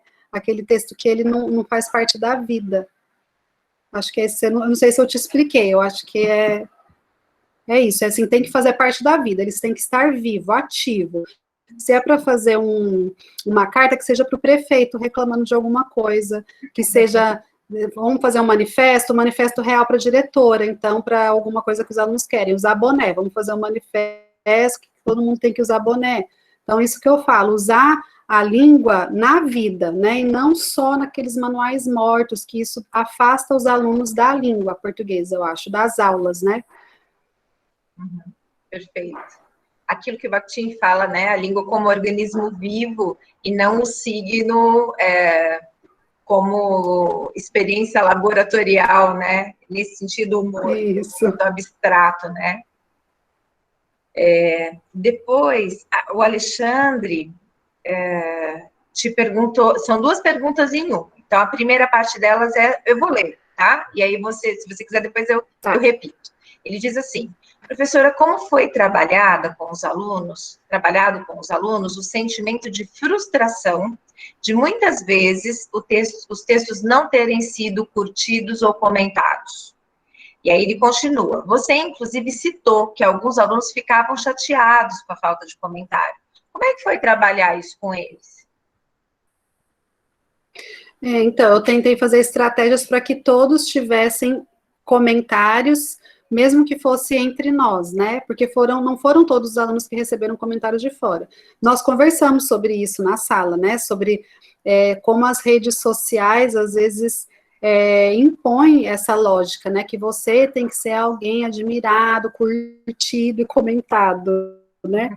E que, né, não é isso, que isso não vai significar que você seja bom, que o seu texto seja maravilhoso, né? Não é um sinônimo. Então, a gente chegou a debater, sim, esse assunto, para que eles pudessem falar, né? E a gente repensar nessa questão. Não acho que eu tenha conseguido resolver. Eu acho que, realmente, quem teve alguns alunos queriam ter mais visualizações do que tiveram, né? E ficaram chateados mesmo. Não consegui tirar a chateação de alguns. Mas alguns entenderam que era um projeto novo. Eu falei, para vocês terem mais visualização, vocês tinham que ser mais ativos também, né? Vocês só estão fazendo um trabalho. Então, com a conversa, eu consegui trabalhar um pouco com essa frustração, mas não resolvê-la por completo, porque esse vício do ser admirado, né, é muito forte nessa geração. É típico, né, não só do gênero, mas culturalmente. E aí a gente entra na ideia anterior, que é a da língua viva, né? A língua em funcionamento social, né? Então, esse gênero funciona quando tem também esses mecanismos, né? Isso. Se fosse em sala de aula, eles não experienciariam esse sentimento, né? Eles viveram isso porque estava ali na vida, né? Infelizmente, porque a sala de aula deveria ser, né, reflexo e refração, mas na prática nem sempre isso acontece, né? Depois o Alessandro perguntou assim para você: professor, eu sei que não tem relação direta, mas eu gostaria de saber se há docentes que utilizam essa série para o ensino do castelhano. Você sabe, Raquel, se existe essa experiência? Não sei. Não sei, se houve eu não conheço. Eu também não sei te dizer. Na escola, mas eu sei que La Casa de Papel é uma série de muito sucesso nos países de língua hispânica. Então, se ela não tiver tido ainda nenhum trabalho educacional, com certeza nas redes sociais, eu acho que a gente vai se procurar, vai encontrar, né? Por exemplo, fandom sobre La Casa de Papel, eu sei que tem. Né? Então, provavelmente, a gente consegue achar outras fanfics, outras produções, fanarts, fanvídeos, entre outros, né? Mais alguém? Nádia, a Nádia está perguntando sobre o referencial teórico utilizado para abordar gênero fanfic em sua dissertação. Qual foi? Eu usei o Bakhtin. Usei o círculo de Bakhtin para falar de gêneros, né, explicando até mesmo por que dessa nomenclatura discursiva e não textual, como aparece em alguns manuais de língua portuguesa, né? Então, foi o Bakhtin. Isso. Não sei se a Nádia quer que você fale um pouquinho sobre como se caracteriza o gênero fanfic. Nádia, me ajuda a pensar aqui se é isso. Oi. Boa tarde. Eu usei abrir o microfone, Luciana. Tá bom. Boa tarde, Raquel. Boa tarde a todos. Boa tarde. Primeiramente, parabéns pelo trabalho esplêndido, olha, riquíssimo e invejável, viu? Parabéns mesmo. E inspirador para todos nós que somos professores. Você falou do Bakhtin. Bakhtin é referência para abordar qualquer gênero, né, discursivo. Mas teve algum outro autor que lhe conduziu a falar, especificar melhor sobre a fanfic, sobre o gênero fanfic, e como foi a sua abordagem com o círculo de Bakhtin? Obrigada. Imagina. Então, para falar de gêneros, eu usei exclusivamente mesmo o Bakhtin, né? Eu usei ele para falar sobre essa concepção dialógica da linguagem, do quão é importante a gente, já que a linguagem ela é dialógica, se existe um diálogo, quem está comigo é um sujeito. Então, o meu aluno é um sujeito que tem uma voz, uma identidade, né? Até o professor Odilon está aqui, oi Odilon, né? Que até na minha dissertação eu chamo de aluno sujeito, né? Em vez de aluno, por conta do Odilon, que me deu essa sugestão na qualificação. Então, é um aluno sujeito, ele tem uma identidade, ele tem a sua ideologia, então ele faz parte desse diálogo. Então, eu entendo a linguagem, a aula, a análise textual, sempre com essa forma dialógica. E até o próprio gênero, ele dialoga com o discurso, né? Ele não é o primeiro a dizer algo, ele está sempre em diálogo, sempre numa cadeia comunicativa. Então, toda essa base teórica foi do círculo de Bakhtin. Os outros autores que eu comentei que eu usei foram para falar de outras coisas, né? Por exemplo, a Rojo, ela também fala de gênero, mas eu usei a parte que ela fala dos multiletramentos. A parte de gênero mesmo foi só Bakhtin. Porque você citou algumas, né, os teóricos, mas ainda você falou assim, não vou falar muito sobre eles, e eu acho que é por isso que talvez a Nádia esteja perguntando. Só para a gente recordar, Raquel, então você, né, trabalhou, eu sei porque eu orientei, né, então eu sei quem são e o que você fez, né. Jenkins e Levi, você usou para trabalhar conceito de transmídia, né? Quanto que essa ideia vai aparecer no gênero, o gênero fanfic é um gênero transmediático, né? Esse ponto de vista, a escrita é coletiva, então na plataforma um pode começar e pode ter colaboração de outros, e essa escrita ter várias autorias, né? Não foi o caso que você usou, mas... Os comentários que complementam, às vezes, a narrativa, mudam o viés narrativo, porque isso acontece na fanfic, né? Dependendo dos comentários, comentários, dos comentaristas, né, que eles têm até esse nome, a narrativa pode tomar outro viés, né, então, a narrativa está no seriado, ela está na fanfic, ela está no fanart, ela está no clipe, ela está em múltiplas plataformas também, né, então eu usei esses autores para falar disso. Uhum. E até porque... E até porque essa nova configuração, que aí você usou Canclini, né, para falar da configuração das redes, né, culturais, que caracterizam a nossa contemporaneidade, de alguma forma alteram o próprio gênero. Por exemplo, seriado a gente assistia por episódios e ponto, ficava esperando que nem doida o próximo episódio, mas não produzia enquanto tinha esse hiato. E agora não. Agora, por exemplo, Game of Thrones, né? Que teve, entre uma temporada e outra, por exemplo, demorou 2 anos, acho que da penúltima para a última, se eu não estiver enganada. E as pessoas, era uma febre, enquanto estava passando, todo mundo só falava em Game of Thrones, parecia que se você não assistisse, você não estava nesse mundo, né? Você não participava do circuito. Olha só, né? A importância que esse gênero seriado também, a dimensão que ele ganha culturalmente nesse momento histórico, né?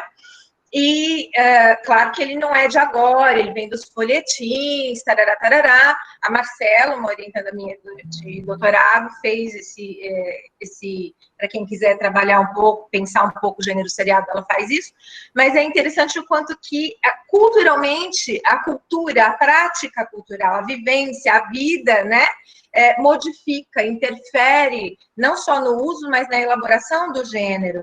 Então, nesse ato, hoje em dia, as pessoas criaram, né, o fandom, o mundo, o universo dos fãs, e produzem várias coisas, shippam as pessoas, né, juntam casais, torcem por não sei quem, muda o final, altera, não, isso aqui foi mal feito, né, e aí constroem como autores, criadores, seja a complementação, a alteração, enfim, constrói um outro enunciado.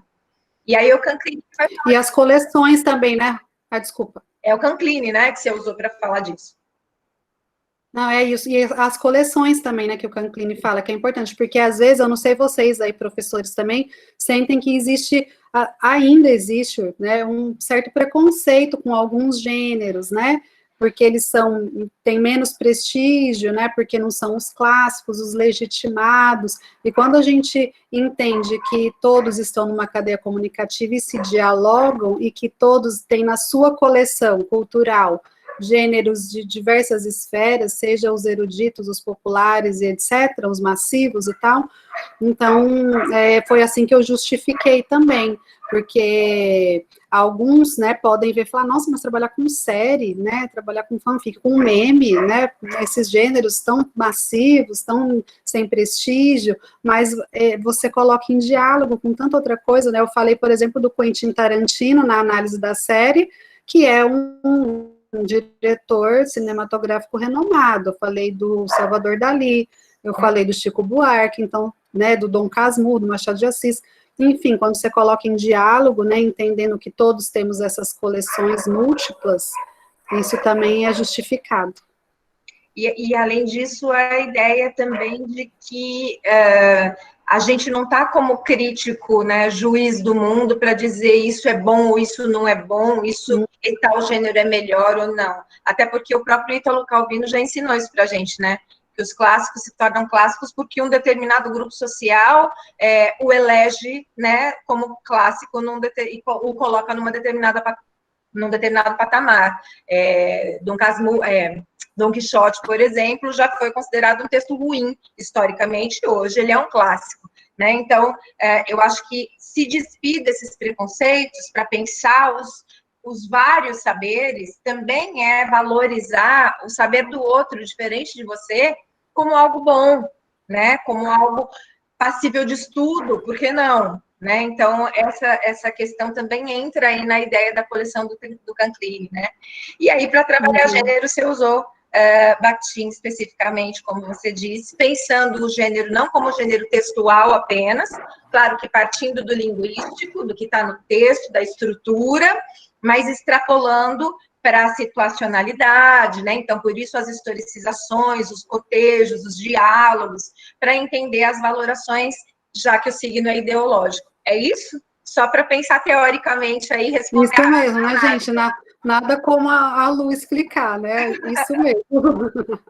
Não, o trabalho é teu, eu que estou me metendo aqui onde não lógico, perfeito, é bem isso mesmo, né? Porque quando a gente usa todo esse contexto de produção, né?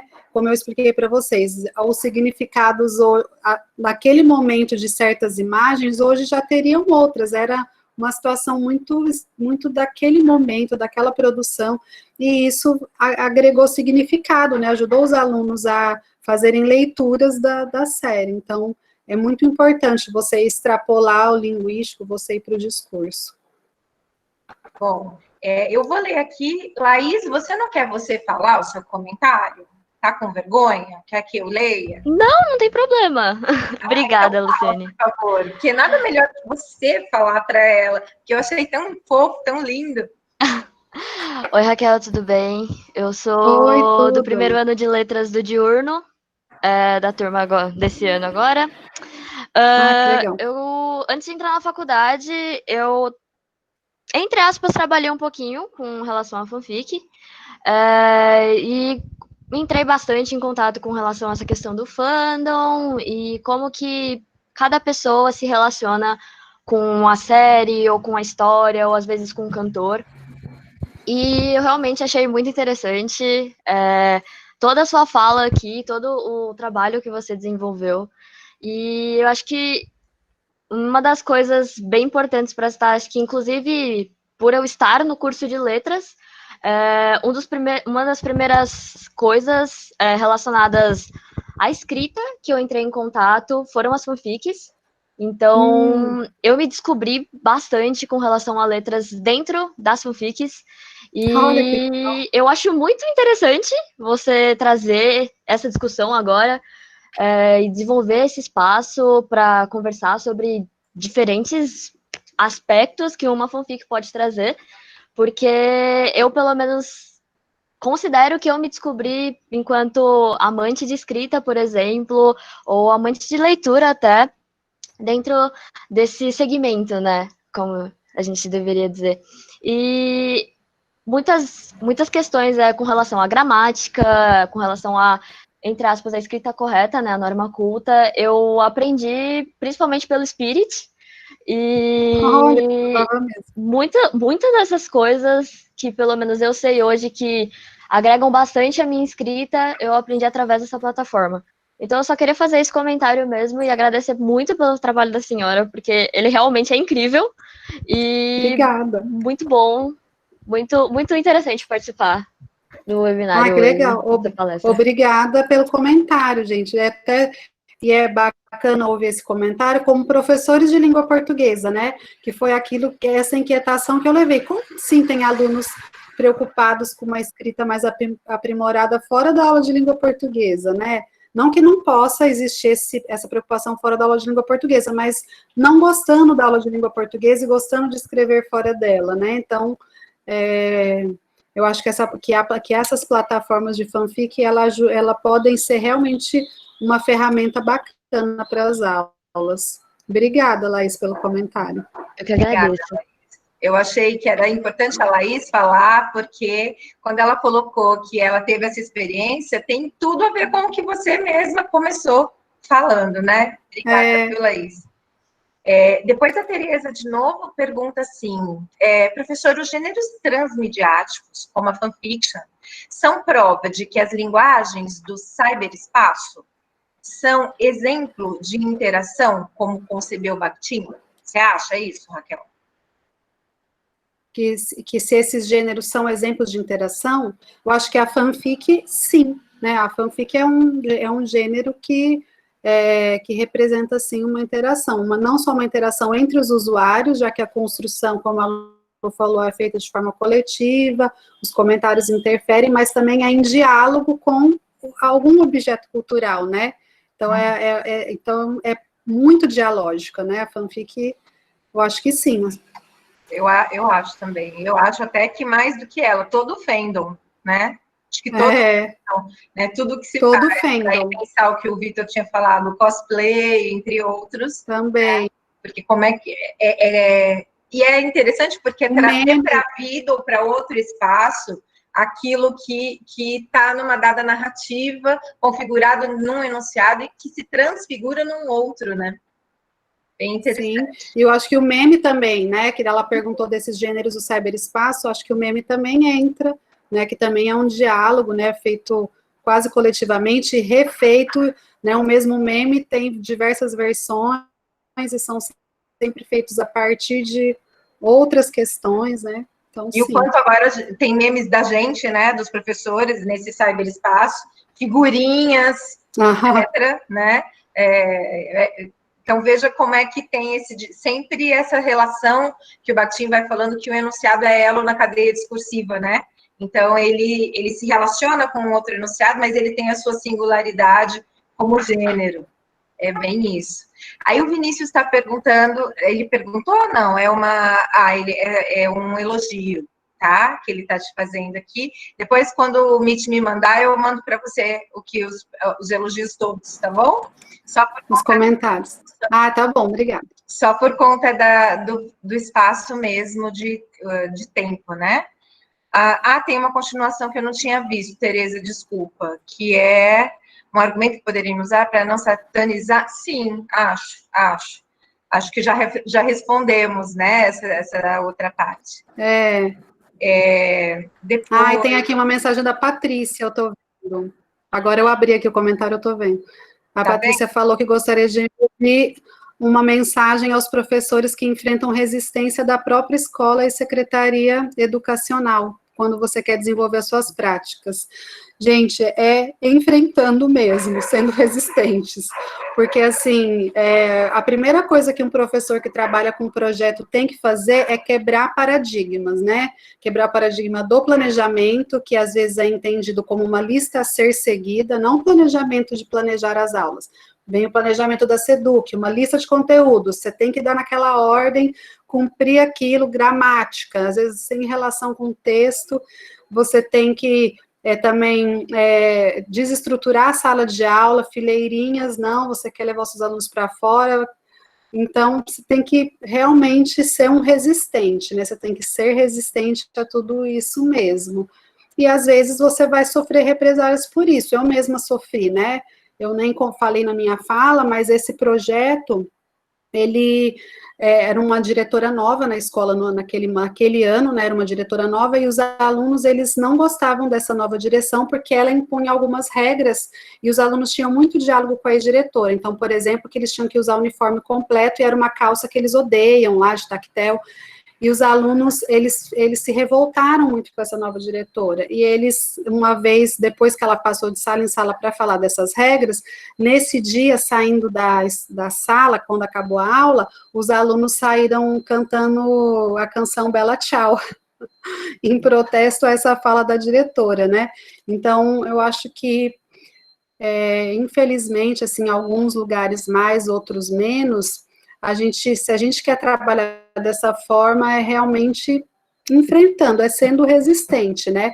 E o que o Prof. Letras me deu foi essa segurança, porque eu já trabalhava com projetos, mas eu tentava disfarçar algumas coisas. Por exemplo, no diário, sabe, no registro do diário, eu copiava o planejamento, porque eu tinha medo de colocar, às vezes, o que eu estava fazendo no projeto, e medo de uma represária mesmo. Agora não, agora eu coloco porque eu tenho a bagagem teórica para me sustentar. Então, eu acho que o que é importante também para nós, professores, quando a gente estuda e faz um programa como Prof. Letras, é que você sabe o chão que você está pisando, você tem segurança daquele solo, e aí você enfrenta, né, esse tipo de situação de uma forma mais leve, porque você sabe que está fazendo o que é certo, mas de uma forma fundamentada. Então, você pode ter dor de cabeça, mas vai estar tudo na ponta da língua. Então, é o que eu falo para os professores. E hoje, como coordenadora, eu falo para os professores, não precisa seguir o planejamento, pode desenvolver o projeto. Eles ainda falam para mim, mas e se a SEDUC cobrar? Eu falei, se a SEDUC cobrar, a gente vai argumentar. Né, então podem fazer, eu tento sempre dar essa abertura, né, mas eu sinto os professores engessados, porque eles estão tão acostumados a ter que seguir aquilo, a fazer as avaliações que vêm externas, que eles ficam com medo. Mas a gente tem que ir quebrando isso, né? Enfrentando mesmo. Mais alguém? Eu queria que você contasse um caos. Eu queria muito que você contasse para todo mundo como é que foi aquela história do aluno que pulou o muro para dentro da escola. Porque geralmente a gente vê o aluno pulando o muro para fora da escola, né? E o que isso tem a ver com a sua pesquisa de alguma forma? Eu tinha um aluno que era um aluno já retido por faltas, né, evadido no ano anterior, e a gente estava trabalhando com a série La Casa de Papel, e eles estavam no processo dos seminários, a segunda temporada. Aí esse aluno, que era um aluno, né, repito, que ele tinha sido retido por falta no ano anterior, ele chegou atrasado, né, lá 5 minutos, 10 minutos, não sei ao certo. E a direção barrou, não deixou ele entrar. Ele explicou que era o dia do seminário, que ele não podia perder, a direção não. E aí, o que ele fez? Ele deu a volta na escola e pulou o muro de fora para dentro, para assistir a aula. E aí, depois, enfim, não deu certo. Ele foi pego, barrado, ligaram para os pais e etc., porque ele pulou o muro. Mas eu achei que isso representou muito. Ele que era um aluno com problemas por faltas, ele queria tanto a aula porque ele se sentiu parte da aula. A aula era ele, né? Não era uma aula lá, né, distante, né, era do que ele gostava, ele via a sua identidade ali. Então, a professora queria que tivessem deixado o aluno entrar, né? Eu fiquei brava, inclusive, porque não deixaram. Então, achei que foi bem... Né? A gente reclama tanto da evasão escolar, da indisciplina, rarará, e aí quando um aluno que teoricamente, aspas, é problema, ou é assim considerado por um grupo, né, quer participar da escola, ele é barrado, como assim? Né? É o máximo da expressão de interesse e exclusão, né, no lugar que deveria ser uma ágora. Ainda mais esse aluno com esse problema, né, de faltas, de evasão, e ainda chamar o pai, todo esse constrangimento, né, só afasta mais ainda. Eu estava tentando aproximar, né, e aí também mostra a importância da aula dialogada e da maneira como foi conduzida a intervenção, né? Que você usou como pesquisa, mas que pode ser usado no dia a dia, não necessariamente para a escrita de uma dissertação. Não é a intervenção como fim para pensar o processo, mas para pensar o produto, mas é pensar o processo educativo, né? A aula dialogada como esse espaço, né? Nesse sentido. E até assim, eu achei que no final, assim, com esse trabalho, os alunos, eles acabaram também sendo alunos resistentes, né? Então, por exemplo, teve várias situações nesse ano aí, né? Inclusive, a gente teve até que denunciar a diretora por assédio moral, né? Foi um ano bem difícil na escola, para mim, né? Eu estava vivendo isso. Final do mestrado, tinha ganhado prêmio e sofrendo na escola, assim, horrores, né? E aí foi um momento difícil, mas uma das coisas que aconteceram, por exemplo, né, é que os alunos, era a semana da independência, né, e aí os alunos, o professor de história tinha que pedir para os alunos escreverem um texto para falar dessa data. E aí, as nossas alunas do nono, aí o professor de história pediu a minha ajuda, né, ele falou, Raquel, você ajuda os alunos que eu não estarei no dia. Tá bom, aí veio as alunas, essas alunas do projeto que estavam estudando movimentos de resistência, a série La Casa de Papel, e aí elas vieram com um texto extremamente crítico à comemoração dessa data, crítico à letra do hino nacional, e aí eu falei, gente, eu ainda falei, gente, vocês precisam saber que esse texto não vai ser bem recebido por algumas pessoas, vocês têm que ter consciência disso. Aí, né, elas falaram, não, tá bom, a gente vai ler sim. Eu falei, tá bom, então junta os dois, porque eram 2 textos, e só conclui aí as ideias e leiam, né. Eu falei, aí que aconteceu? Elas já estavam tensas, porque eu falei, isso não vai ser bem recebido e tal. Aí a diretora pediu para ler o texto antes da apresentação. E quando a diretora leu, não, e olha, escutem isso, gente, a diretora leu, e falou assim, quem orientou vocês nesse trabalho? Aí a aluna, a professor Léo e a professora Raquel, dela tinha que ser. E aí depois ela riscou o texto da aluna, foi riscando, isso não, isso não, isso não, e riscou tudo, censurou o texto. E a aluna, e elas foram lá ler o texto censurado. Gente, aquilo me cortou o coração, porque eram as duas aluninhas, elas foram tão encolhidas para ler o texto censurado. E aí, aqui que a aluna falou no final, ela falou assim, o nosso texto foi censurado, quem quiser ler, ele vai estar no Facebook. E aí, imagina, gente, a reunião do HTPC depois disso foi foi uma briga de acusações, de que a gente estava doutrinando, mas a aluna fez o texto em casa mesmo, né, mas a direção acusou que a gente estava impondo isso para as alunas, né, e a mãe ficou muito brava porque acompanhou a aluna escrevendo um texto em casa, né, e mostrou para a família que tinha ficado orgulhosa do texto da filha e o texto foi censurado pela escola. Então, esse foi um dos problemas, por exemplo, que a gente enfrentou nesse ano, né, e acho que dialogou tanto com esse objeto, né, que eles estavam estudando, com a série, com tudo, então, ajudou os alunos também a enfrentar essa repressão de dentro da escola. Muito bom. Como é que uma pesquisa, ela sai, né? Eu acho que essa é a grande diferença quando a gente trabalha com a aula como acontecimento ou com uma aplicação de algo que pode ser colocado como uma receita de bolo, né? Uma formulazinha. Porque quando você decora ou quando aquilo está vazio de sentido, mas quando você está trabalhando como prática social, né, a estrutura da língua, a noção social de linguagem, você está falando da vida de fato, e você está vivendo aquilo, né? Então, isso ressoa em outras aulas, então, constrói letra para o dia comemorativo X, a feira Y, o discurso de colação, né? Enfim, uma série de coisas, né? De práticas sociais, porque aquilo de fato tocou, fez sentido, né? Eu acho que a grande questão do projeto da Raquel é essa, e que poderia ser com qualquer outro gênero, né? Mas que tivesse a ver com essa relação. Por isso a escolha também partir dos alunos, né? Eu me lembro que quando você chegou, você queria, acho que, trabalhar, eu não me lembro mais, eu acho que foi o Walking Dead que você me sugeriu. Talvez seja o Walking Dead, talvez Stranger Things, não lembro. Né, a questão era que eu fiquei com medo de trabalhar a série acima da idade, né? Sim. Eu falei, vamos escolher uma menos votada dentro da idade? Aí você falou, não.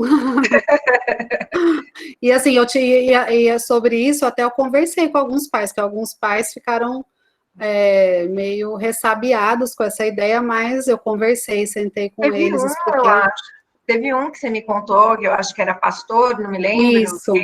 Foi lá. Esse foi mais significativo, porque eu demorei 1 hora para convencer o pastor da comunidade sobre a série, porque ele, na visão dele, a série valorizava os bandidos, né, e ele tinha medo de se influenciar os alunos nesse sentido, né, e aí eu conversei com ele, expliquei tudo, né, um monte de coisa, demorei 1 hora, mas depois que eu convenci o pastor, o rebanho inteiro foi convencido, então foi bom. O Vinícius está perguntando aqui para você, Raquel, quais as possibilidades se você sugeriria, ou saberia dizer, ou intuiria, enfim, possibilidades de desenvolvimento de projetos semelhantes a esse que você fez, né, colocados em prática nesse contexto de ensino remoto? Olha, eu acho que o que o professor enfrentaria agora desenvolvendo um projeto é o que a gente já enfrenta de dificuldade no ensino regular, né, que é, por exemplo, falta de letramento digital, né, que a gente sabe que alguns alunos não têm esse letramento e a gente tem que ficar ali junto, né, no tete-a-tete, pegar esse aluno pela mão, e no online, essa dificuldade se potencializa um pouquinho, né, porque você não tem o aluno ali para você pegar na mão dele e mostrar com o dedo. Só que, por outro lado, o engajamento que a gente consegue com os alunos, desenvolvendo um projeto dessa forma, é muito maior. E eu acho que se potencializa também positivamente no online, que a gente tem essa dificuldade de engajar os alunos no online, muito mais do que no presencial, né? Porque no presencial você está ali chamando os alunos o tempo inteiro, e no online você não tem. Então, para engajar, é mais difícil. Então, eu acho que dá sim para se jogar num projeto nesse ensino remoto. As dificuldades se potencializam, sim, mas os ganhos também. Sim. Vinícius, só para você saber, eu tenho uma outra orientanda, que é a Josiane, que ia falar com a Raquel, mas ela é muito perfeccionista, e aí ela ficou com vergonha e não quis, tá?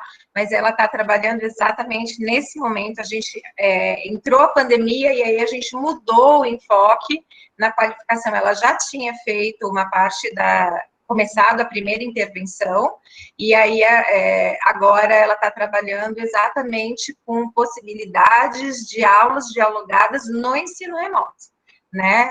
Ela está desenvolvendo agora. Então, se você quiser entrar em contato, eu acho que é bem bacana, porque são coisas que a gente está aprendendo a construir também, né? Inclusive, a Josiane me contou que ela foi uma das professoras que mais teve engajamento dos alunos, né?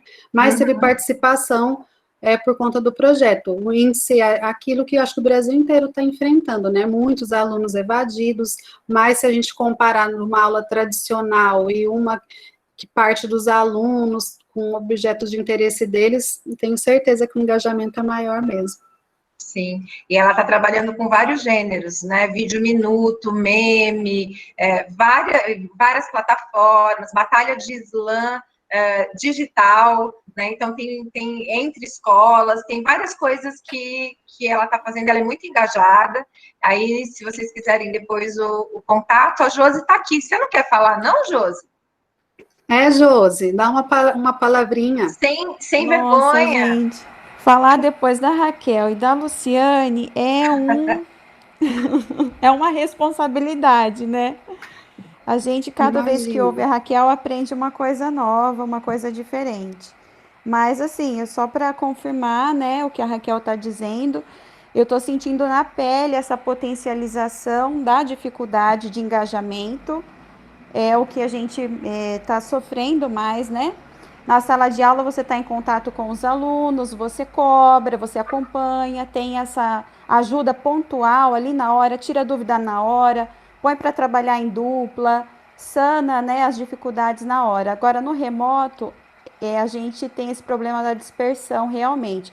Fora os excluídos, né, pela infraestrutura e por todo esse sistema, né?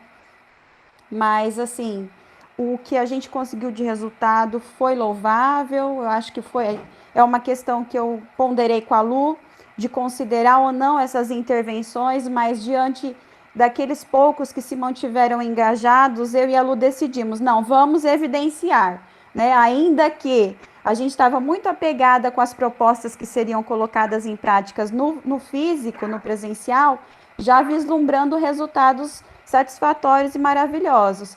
Mas nós vamos ter que dar voz a esses resistentes. Então, isso mesmo. Eu e a Lu decidimos por evidenciar, sim, essas materialidades, né, os vídeos minutos, os slams produzidos, os memes, os posts, porque é uma maneira de mostrar nossa resistência mesmo, né? É só isso que eu gostaria de acrescentar. E parabenizar de novo esse lindo trabalho. Eu debruço sobre o trabalho da Raquel e sempre aprendo coisas novas, assim, é inspirador mesmo.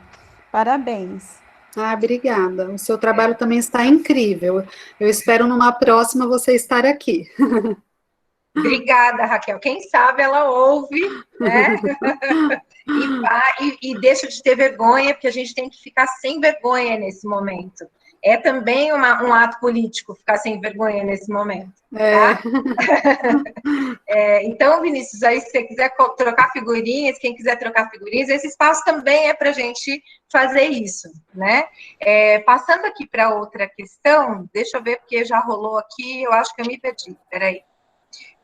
Depois do Vinícius, o Alexandre perguntando, professora Raquel, dentro da sala de aula, a produção de textos é muito monitorada pelo docente.